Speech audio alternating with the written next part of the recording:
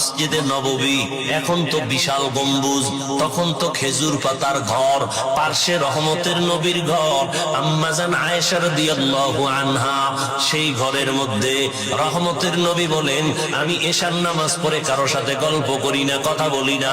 আমার অভ্যাস, আমি এশা পড়িয়াই ঘুমাইয়া যাই। আবার আমি গভীর ঘুমে যাওয়া এক জিনিস, তবে আমি যতই ঘুমাই আমার চোখ বন্ধ থাকে, আমার অন্তর কখনো ঘুমায় না।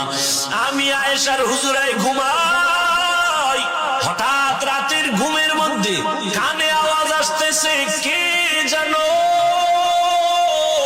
মসজিদের মধ্যে কাঁদতেছে, কান্নার আওয়াজ, আমার ঘুম ভেঙে গেল। আমি আস্তে করে সজাগ হইয়া এবার বিছানা থেকে বের হইয়া আমি বাইরে আইসা তাকাইয়া দেখি আমার ঘুমটা ভেঙ্গে দিল এমন কোন বান্দা গভীর রাতে কান্না করে। আমি মসজিদের মধ্যে নজর করে দেখি, ওই মসজিদে আমার সাহাবী আবু বকর দাঁড়ায় দাঁড়ায় নামাজ পড়ে আর কান্না করে। আমি রহমতের নবী দাঁড়াই রইলাম। নামাজ শেষ, আমি আবু বকরকে সালাম দিলাম, ও আবু বকর, এই গভীর রাতে আপনি নামাজে দাঁড়ায় এত জোরে জোরে কেন কান্না করলেন? আবু বকর বলেন, ইয়া রাসূলুল্লাহ, আমাকে মাফ করে দেন, আমি বুঝতে পারি নাই যে আমার কান্নায় আপনার ঘুম ভেঙে যাবে, আমার বোধহয় বেয়াদবি হয়ে গেছে, আমি জোরে কান্না করতে চাই নাই। নবী বলেন, আপনি কাঁদলেন কেন?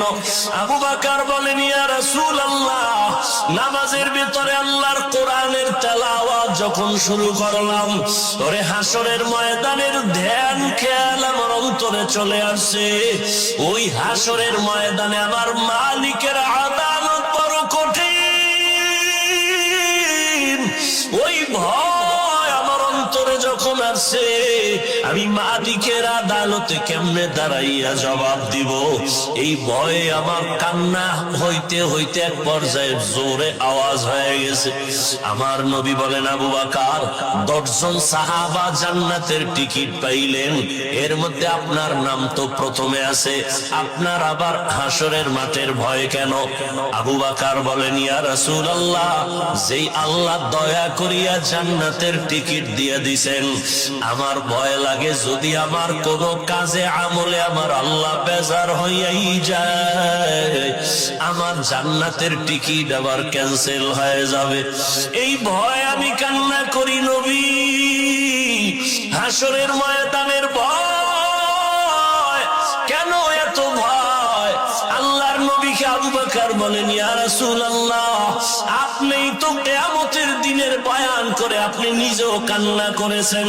হাসরের ময়দানে নারী আর পুরুষগুলো সবাই উলঙ্গ দাঁড়ায় যাবে, হাসরের ময়দানে সব নারী পুরুষ উলঙ্গ এমন হালাতে দাঁড়াবে। আম্মা জান আয়েশা বলছিলেন,